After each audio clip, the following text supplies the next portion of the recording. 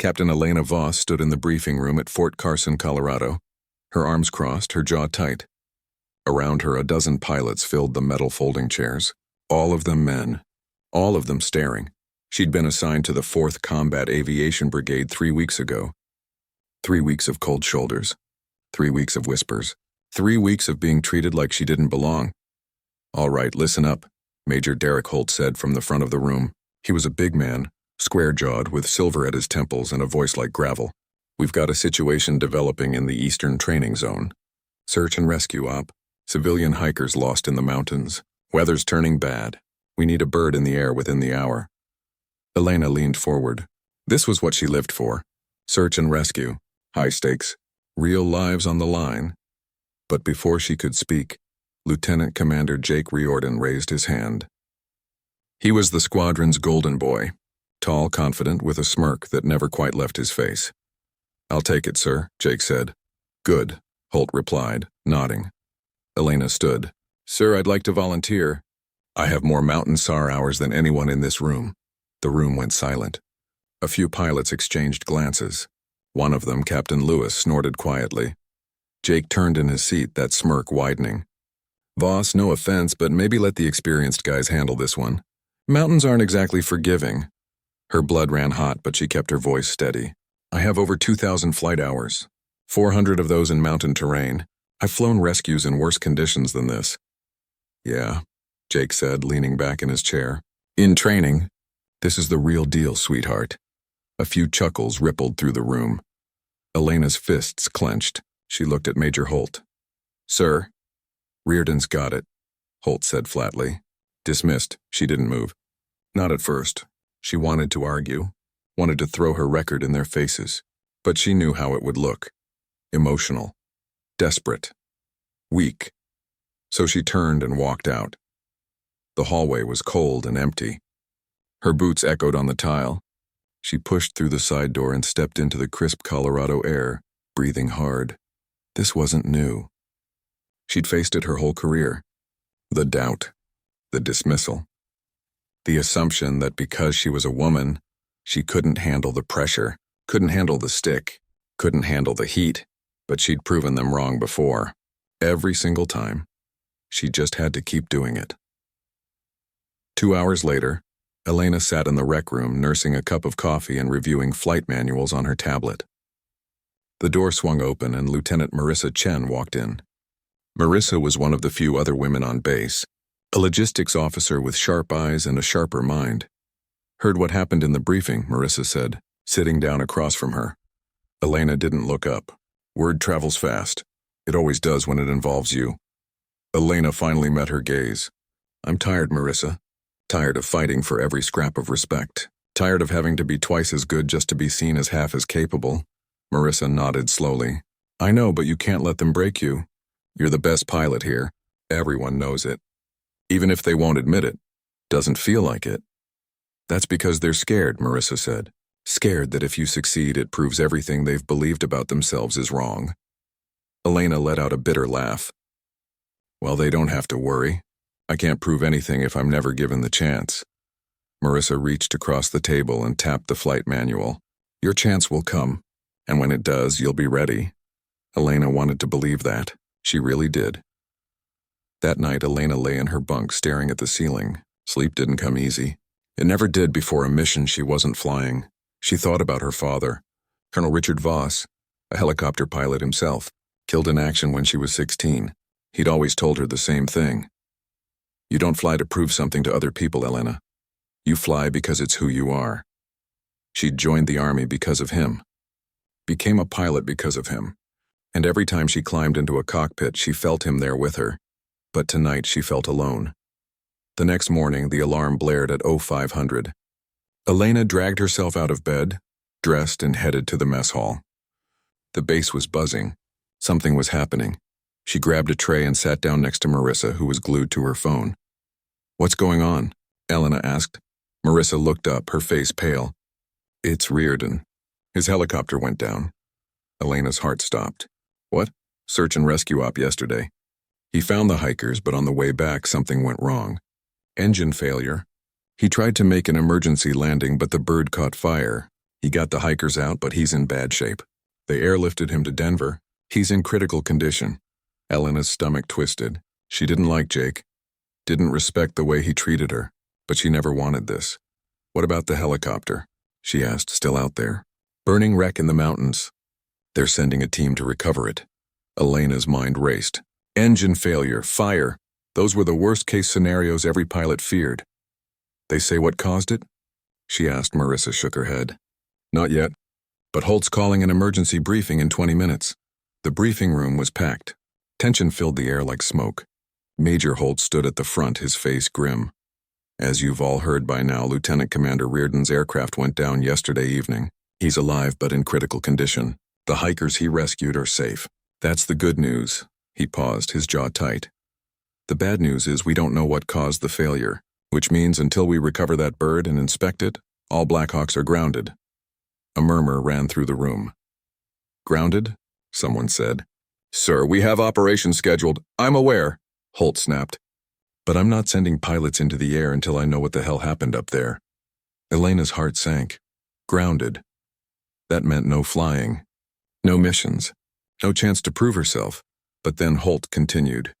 We need a pilot to fly out to the crash site, assess the damage, determine if we can airlift the wreck out or if we need to dismantle it on site. Elena's pulse quickened. It's dangerous, Holt said. The wreck is unstable.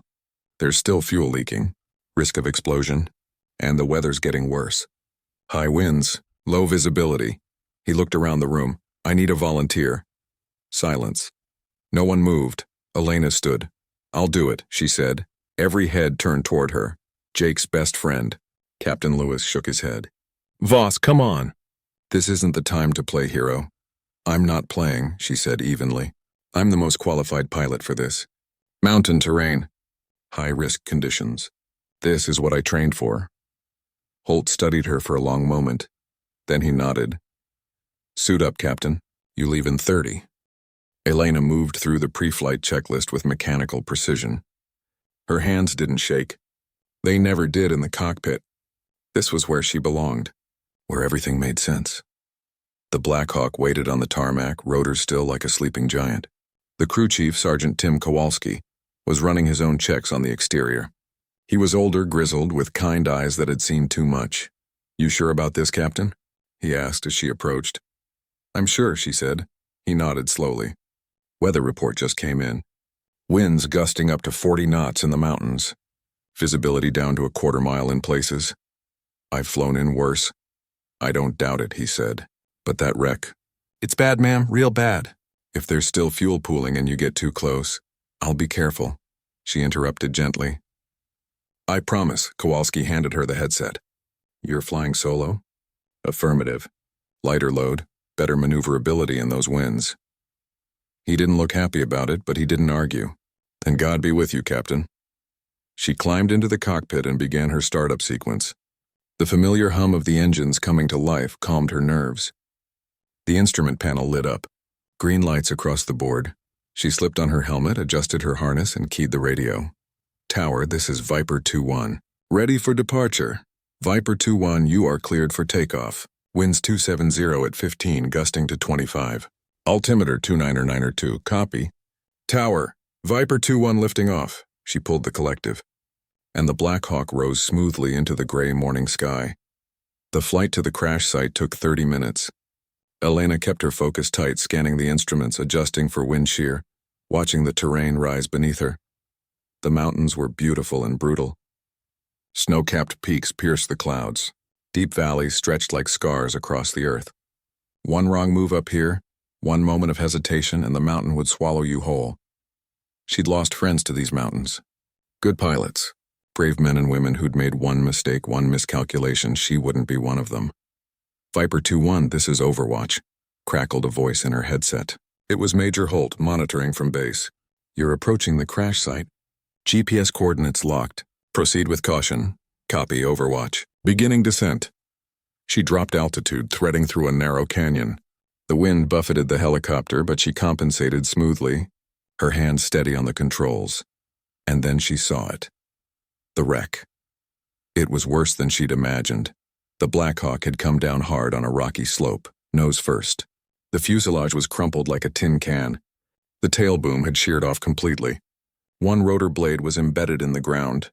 The other was gone, and smoke, dark oily smoke still rising from the engine compartment. Her stomach tightened. Overwatch, I have eyes on the wreck. Heavy damage. Still smoking. I'm seeing fuel residue on the rocks. This site is highly unstable. Can you get closer? Holt's voice was tense. Elena circled the wreck, assessing angles, wind patterns, safe zones. There was a small clearing about 50 yards downslope. It wasn't ideal, but it was the best option. I can set down in the clearing below. I'll approach on foot. Negative, Viper 2-1. Do not leave the aircraft. Visual assessment only, she frowned.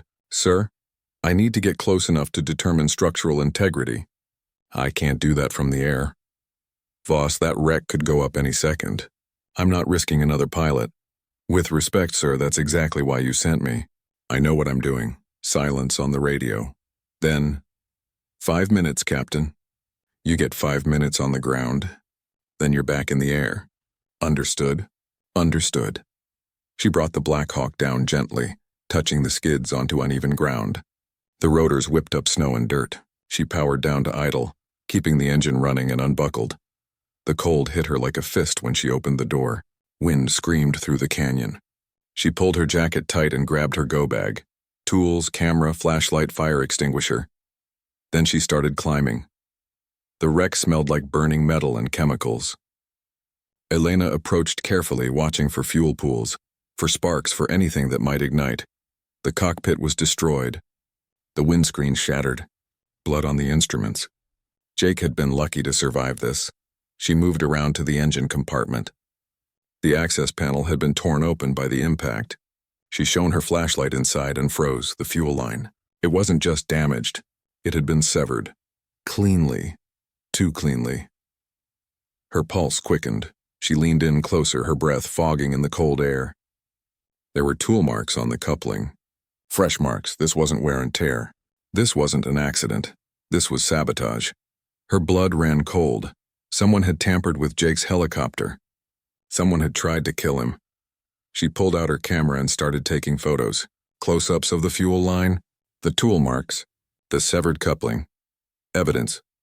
Viper 2-1, you're at 4 minutes. Time to move. Copy, Overwatch. I need 1 more minute. Voss, I found something. Silence. What did you find? She was about to answer when she heard it. A low hiss. Like air escaping from a tire. No, not air. Gas. She spun around. Fuel was leaking from a ruptured tank, pooling on the hot metal of the engine block, vapor rising. The wreck was heating up again, reigniting.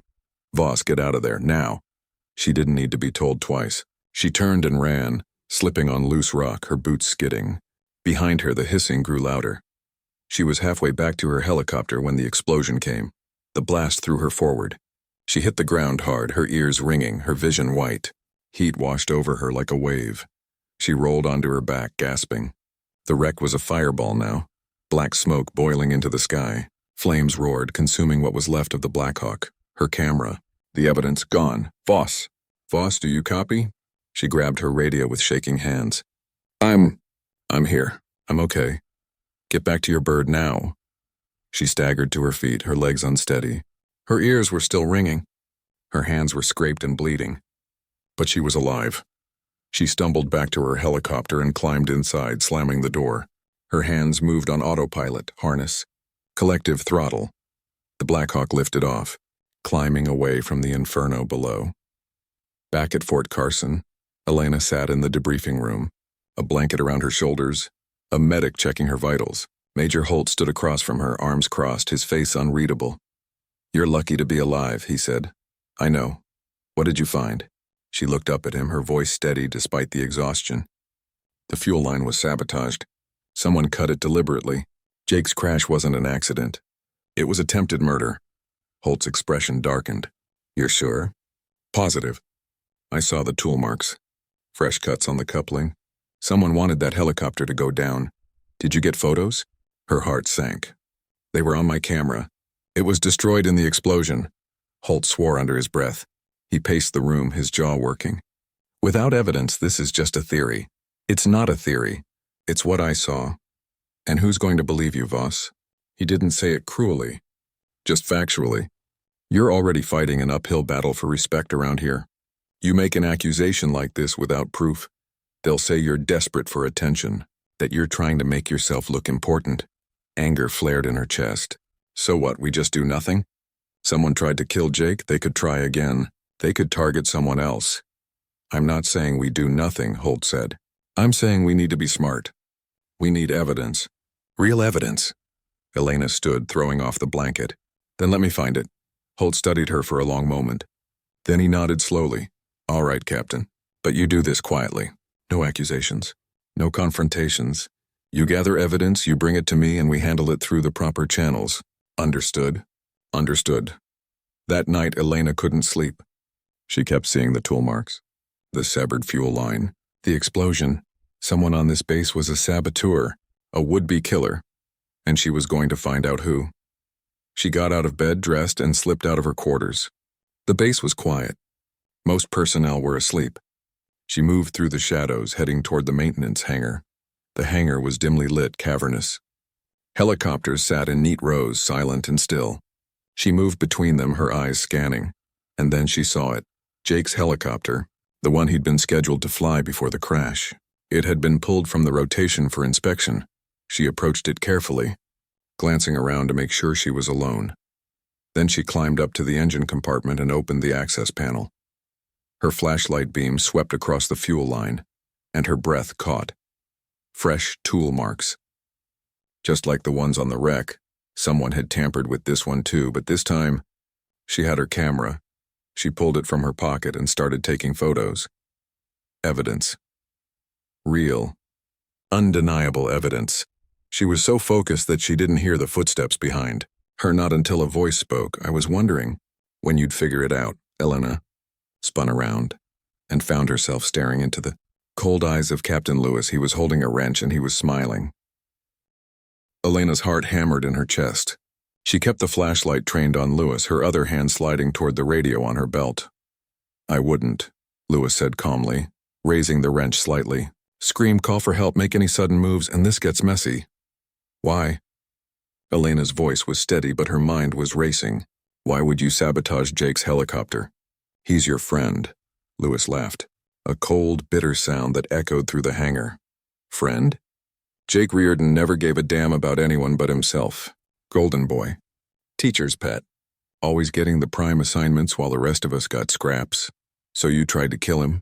Out of jealousy? Not jealousy, Lewis snapped. Justice. He didn't earn half of what he got. None of them did. The whole system's rigged. Has been for years. Elena took a small step back, keeping her eyes on the wrench. And what about the hikers? The innocent people on that helicopter? You were willing to kill them too. Something flickered across Lewis's face. Doubt maybe, or regret. But it vanished quickly. Collateral damage, he said. That's what they call it, right? Acceptable losses. There's nothing acceptable about murder. You think I don't know that? Lewis's voice rose, his composure cracking. You think this was easy? I've been on this base for 12 years, Voss. 12 years of watching less qualified pilots get promoted because they had the right connections. The right last names. The right... He stopped himself, his jaw clenched tight, and Elena understood. You applied for advancement, she said quietly, multiple times, and they kept passing you over. Every single time. Lewis's knuckles were white around the wrench. I'm the best mechanic this unit has ever had. I know these birds inside and out. Better than any pilot here. But did that matter? No. Because I don't play golf with the colonel. I don't have a daddy who was a war hero. His eyes locked onto hers, full of venom. And then they bring you in. Fresh assignment. Captain's bars you didn't earn. And everyone's supposed to pretend like it's not a diversity hire. Elena felt the words like a slap, but she kept her voice level. You don't know anything about what I've earned. I know you're a woman, Lewis said. And that's all that matters anymore. The Army doesn't care about skill. About dedication. They care about optics. About headlines. About checking boxes. That's not true, isn't it? He took a step forward. Tell me, Voss. How many times have you been given opportunities just because they needed a female success story? How many men were passed over so you could have your moment? Elena's hands curled into fists. She wanted to rage at him. To tell him about every dismissal, every insult, every time she'd had to work twice as hard just to be seen as half as good. But she knew it wouldn't matter. Lewis had built his own narrative, his own justification, and nothing she said would change it. You sabotaged Jake's helicopter, she said, and now you've sabotaged this one too. Who's flying this bird next, Lewis? Who else are you planning to kill? His smile returned, cold and terrible. You are. The blood drained from Elena's face. You're scheduled for a training run tomorrow morning, Lewis continued. 0600. Standard maneuvers over the mountain range. Only this time, about 20 minutes in, your fuel line's going to fail. You'll try to make an emergency landing, but these mountains, he shook his head. They're unforgiving. Tragic accident.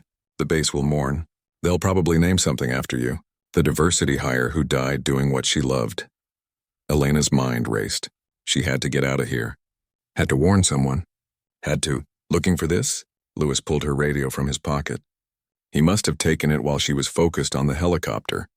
I'm not stupid, Voss. I've been planning this for months. Every detail. Every contingency. They'll figure it out, Elena said. When my helicopter crashes, they'll investigate. They'll find the same evidence I found. What evidence? Lewis gestured to the engine compartment. By tomorrow morning, this will be clean, perfect, no tool marks, no traces. Just a tragic mechanical failure that no one could have predicted. I took photos of this helicopter right before you showed up. Lewis's smile faltered. Give me the camera. No. Give me the camera, Voss, or I will put this wrench through your skull and take it myself. Elena's hand moved to her jacket pocket, where her phone was. The photos were already there, dated, time-stamped, evidence. But if she gave him the phone, he'd destroy it. And if she refused? Lewis lunged. Elena dove sideways, hitting the ground hard. The wrench whistled past her head, clanging against the helicopter's fuselage. She rolled, scrambling to her feet, and ran. Behind her, Lewis roared in fury. Footsteps pounded after her. The hangar was a maze of equipment, tool carts, spare parts. Elena ducked between two helicopters, her boots skidding on the polished floor. She needed a weapon. Needed something. Anything. Her hand closed around a tire iron leaning against a workbench. Lewis came around the corner. Wrench raised. Elena swung. The tire iron connected with his wrist. There was a crack and Lewis howled, dropping the wrench. But he didn't stop. He crashed into her, and they both went down in a tangle of limbs. He was bigger, stronger. His hands found her throat. You couldn't just mind your own business, he hissed, his face inches from hers. Couldn't just fly your little training missions and stay out of the way. Elena's vision blurred. She clawed at his hands, gasping for air. Her fingers found his face. She drove her thumb into his eye. Lewis screamed and jerked back. Elena sucked in a desperate breath and brought her knee up hard into his ribs. He rolled off her, clutching his side. Elena staggered to her feet, grabbed the tire iron, and ran. She burst out of the hangar into the cold night air, her lungs burning. The base was still quiet, no alarms. No witnesses. She had to get to Major Holt, had to show him the photos. Had to. A hand grabbed her from behind, yanking her backward. Lewis. He'd recovered faster than she'd expected. They crashed to the pavement. Elena's phone skittered away across the asphalt. No, Lewis saw it. Lunged for it, Elena grabbed his leg, pulling him back. He kicked, his boot catching her in the shoulder. Pain exploded through her arm, but she didn't let go. Lewis dragged himself forward, his fingers inches from the phone, and then a voice cut through the night. Freeze. Both of you, security. 2 MPs, weapons drawn, flashlights blinding. Lewis froze. Elena collapsed onto her back, gasping. Captain Voss? One of the MPs said, lowering his weapon slightly. What the hell is going on? Elena coughed, her throat raw.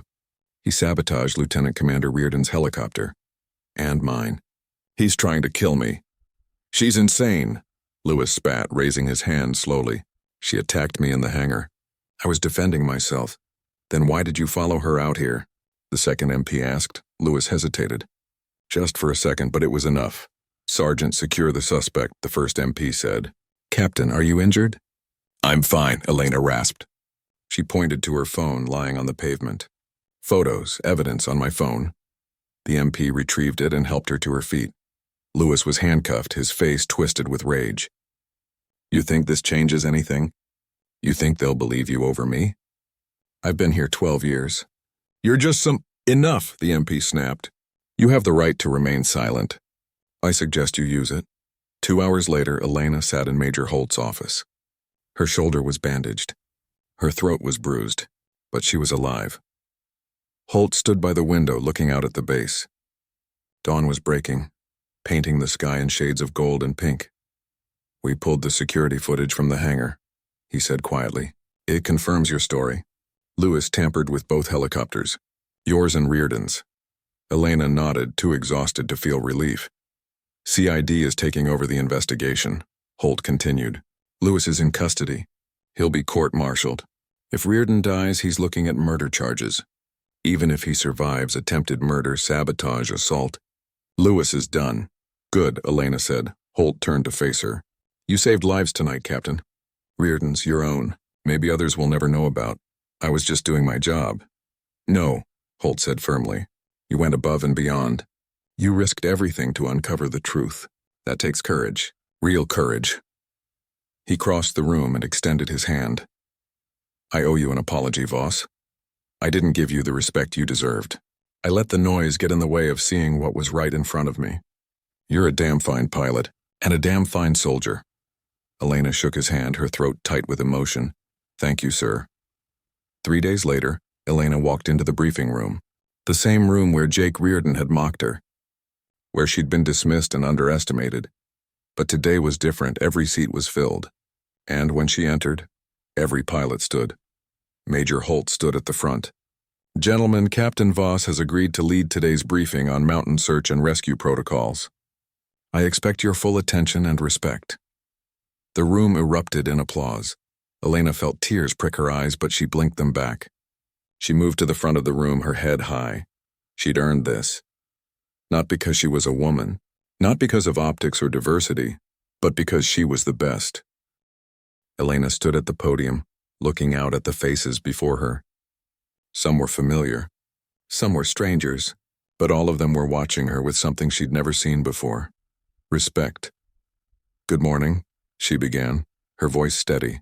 Today we're going to talk about high-altitude search and rescue operations. Specifically, how to identify mechanical failures before they become fatal, because 3 days ago one of our own nearly died due to sabotage that should have been caught. The room was silent, attentive. She clicked to the first slide, photos of Jake's wrecked helicopter, the severed fuel line, the tool marks. This is what sabotage looks like, she said, and this is why pre-flight inspections aren't just protocol. They're survival. For the next hour, Elena walked them through everything: how to spot tampering, how to recognize stress fractures, how to perform emergency landings in mountain terrain. She shared stories from her own experience. Close calls, lessons learned, hard truths, and they listened. Really listened. When she finished, the applause was louder than before. Major Holt stood and nodded to her, pride evident in his eyes. As the pilots filed out, several stopped to shake her hand. To thank her. To tell her they'd learned something. Captain Lewis's arrest had sent shockwaves through the base. The investigation revealed he'd been planning attacks for months, targeting pilots he believed didn't deserve their positions. Jake had just been the first, but Elena's quick thinking had stopped it. Saved lives, changed everything. That afternoon, Elena visited the hospital in Denver. Jake Reardon was awake now, sitting up in bed, his face pale but alive. Burns covered his arms. His leg was in a cast, but he was breathing on his own. She knocked on the doorframe. Mind if I come in? Jake looked up, surprised. Voss, yeah, please. She entered and stood at the foot of his bed. For a moment, neither of them spoke. I heard what you did, Jake said finally. How you figured out what Lewis did. How you stopped him. I was just doing my job. No, Jake said, shaking his head. You saved my life, and probably a lot of others. He looked down at his hands, his voice quieter. I also heard what I said to you. In the briefing, before my flight. Elena said nothing. I was wrong, Jake continued. I was an arrogant ass. I didn't give you a chance. Didn't even try to see past my own assumptions. He met her eyes. I'm sorry. For what I said. For how I treated you. You deserved better. Elena felt something loosen in her chest. Not forgiveness, not quite, but something close. Apology accepted, she said. I mean it, Jake said. When I get out of here, I want to learn from you. Really learn. You're twice the pilot I'll ever be. You'll be a good pilot, Reardon, once you get your head out of your ass. He laughed, then winced, clutching his ribs. Fair enough, Elena smiled. Focus on healing. The sky will still be there when you're ready. 2 weeks later, Elena stood on the tarmac at dawn. The Blackhawk waited, rotors beginning to turn. A new mission. A new day, but this time she wasn't alone. Marissa Chen approached, flight suit on, helmet in hand. She'd applied for pilot training and been accepted. Elena had written her recommendation personally. Ready for this? Elena asked. Marissa grinned. Ready as I'll ever be. Good. Because we've got weather moving in and I need someone I can trust in the co-pilot seat. They climbed into the helicopter together. Elena ran through the pre-flight checklist, her hands moving with practiced ease. Everything was clean. Everything was right. Tower, this is Viper 2-1. Ready for departure. Viper 2-1, you are cleared for takeoff. Winds calm. Clear skies. Fly safe, Captain. Copy, Tower. Elena pulled the collective and the Blackhawk lifted smoothly into the brightening sky. Below, the base grew smaller. The mountains stretched out before them, beautiful and vast. The world opened up, and for the first time in a long time, Elena felt truly free. 3 months later, the ceremony was held on a crisp autumn morning. The entire brigade stood at attention on the parade ground. Flags snapped in the wind. The sun glinted off polished brass and spit-shined boots. Elena stood at the front, her dress uniform perfect, her spine straight. Major Holt, now Lieutenant Colonel Holt, stepped forward with a small velvet box.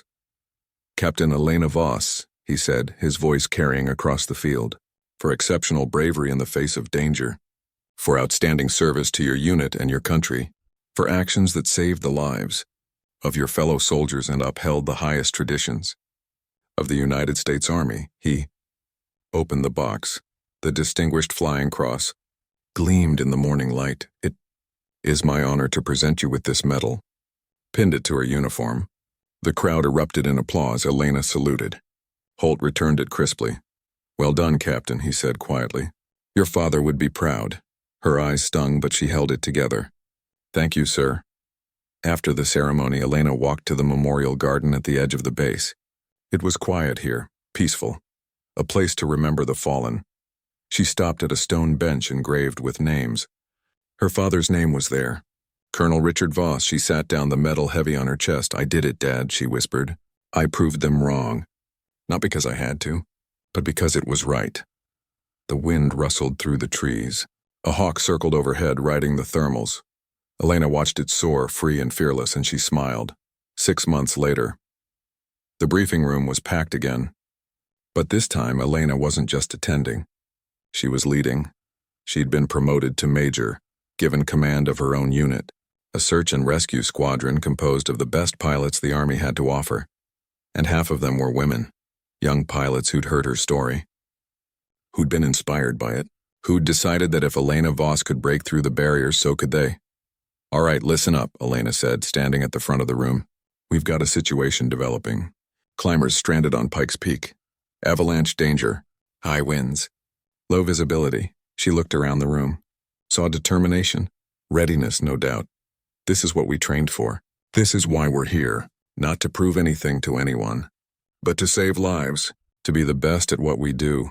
She paused, meeting the eyes of her pilots one by one. Who's ready to fly? Every hand went up. Elena grinned. Then let's go to work. The mission was flawless. They extracted all 4 climbers without incident, navigated the winds, avoided the avalanche zones, brought everyone home safe. When they landed back at base, the families of the rescued climbers were waiting. Tears of joy, embraces, gratitude. One of the climbers, a young woman in her 20s, approached Elena as she climbed out of the cockpit. You're Major Voss, she said. That's right. I read about you, about what you did, about what happened with the sabotage. The woman's eyes shone. You inspired me to enlist. I ship out to basic training next month. I want to be a pilot, like you. Elena felt her throat tighten. She placed a hand on the young woman's shoulder. Then be better than me, she said. Fly higher. Push harder. And when someone tells you that you can't, prove them wrong.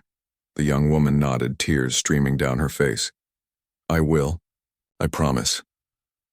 That night, Elena stood alone on the flight line, watching the sunset paint the sky in brilliant oranges and purples. The mountains stood silhouetted against the light, eternal and unmoved. She thought about everything that had brought her here. The doubt, the mockery, the struggle, but also the triumph, the respect earned, the lives saved.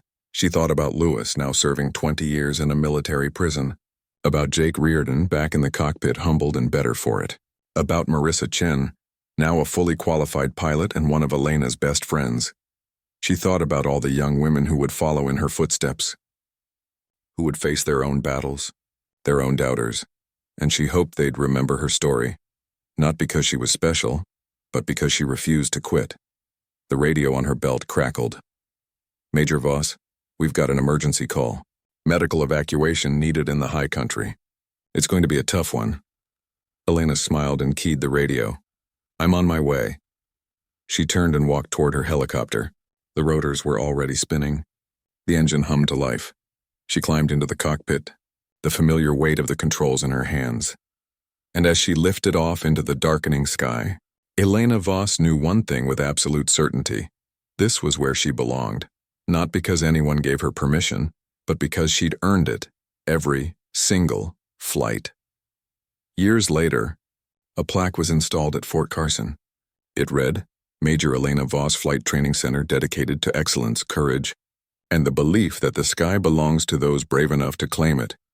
And beneath it, in smaller letters, they laughed at the female pilot until she landed the burning helicopter.